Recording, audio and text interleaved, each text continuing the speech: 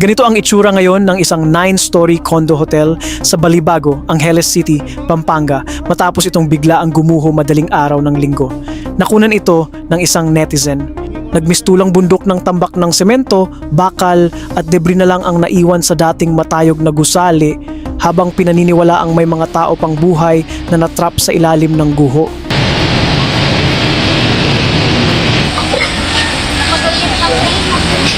Ayon sa initial reports, nangyari ang insidente bandang alas 12 hanggang alas 3 ng madaling araw habang malakas ang ulan, hangin at pagkulog dulot ng matinding thunderstorm.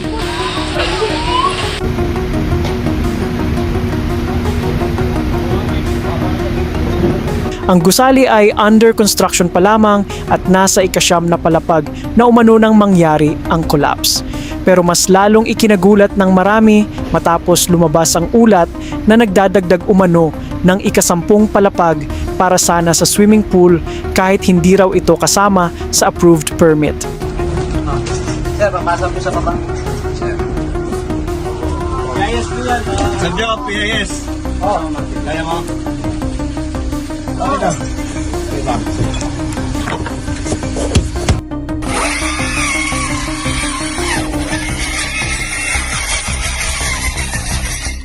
Sa ngayon, tuloy-tuloy ang search and rescue operations. Ngunit ayon kay DPWH Secretary Vince Dizon, hindi pa maaaring gumamit ng heavy equipment dahil sobrang delikado pa at unstable ang mga debris. Mga idol, kumusta kayo dyan? Ingatin kayo ha. Mag-ingat kayo ha. Sige, tulungan nyo yung mga tao. Okay naman. Sumasagot sa inyo? Sumasagot? Sagot naman po, sir. Dalawa po, sir. O sige. Ano, injured ba? Hindi naman. Yung isa, sir. Yung sir, kasi po, nakaibit na po sa big, sir. Medyo magana po yung pasya, sir. Sige, mimingat kayo eh. Oo, sir. Takot po, salamat. Sige, mimingat kayo. Basta nung anong kailangan nyo, sabihan nyo mo eh. Yes po, sir. Mag-radio lang naman po, sir. Pagkat kayo po kailangan. Sige. Takot po, salamat. Sige, ito na kayo stockboy. Okay, sir. Mimingat niya. Yes, sir. God bless guys ha. Sabihin nyo. Manumano ngayon ang paghuhukay ng rescuers dahil may mga naririnig pa raw silang boses at may mga senyales pa ng buhay sa ilalim ng guho. 2 construction workers na natrap sa ilalim ng rubble ang nakakausap pa umano ng rescuers. Ayon sa mga otoridad, conscious at responsive pa ang dalawa. Ang isa sa kanila ay may matinding pamamaga sa paa matapos maipit sa malaking bakal o beam. Nabigyan na rin umano sila ng tubig, oxygen at first aid habang pilit silang inaabot ng rescue teams. Hinahanap din ngayon ng rescuers ang isang fishbowl vendor, isang mag-asawang may-ari ng natabunang sari-sari store at ilan pang workers na pinaniniwala ang natutulog sa construction site nang mangyari ang trahedya. May mga media din po sa kabilang side. Okay. So definitely yung position ulit natin, babalik muna po ulit tayo. Mag-advise tayo kapag lalabas na yung nandito sa right side. Ma'am, confirm na ilan na po ba ang patay? Isa pa lang po yung nailabas natin. So yung lalabas dito buhay pa? Yes po. Dalawa? Yes. Sa pinakahuling bilang, nasa 24 hanggang 26 na katao na ang na-rescue habang mahigit 20 pa umano ang posibleng trapped o nawawala. Samantala, isang 51 anyos na Malaysian tourist naman ang kumpirmadong nasawi matapos tamaan ng debris ang katabing apartel kung saan siya naka-check-in.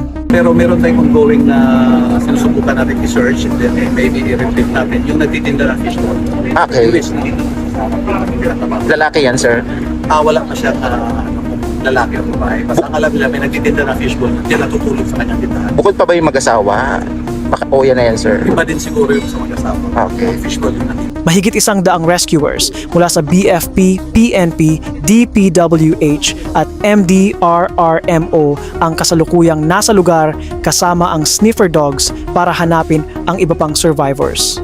Anong balita doon sa dalawa kanina, sir, na may... Ongoing pa rin rescue operation. Luckily, they are still nakakausap pa? nakakausap ng ating mga rescuers. In fact, alam ko yung mayor sa Yusek kasi nandun po din sila mismo sa location.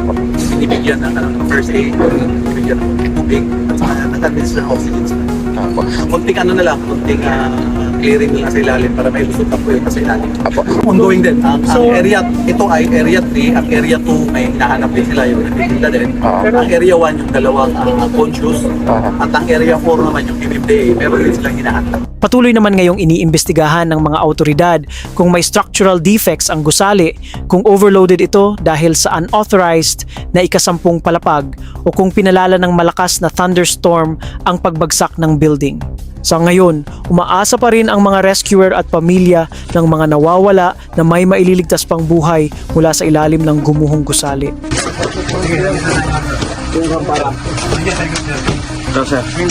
Parang di aabot.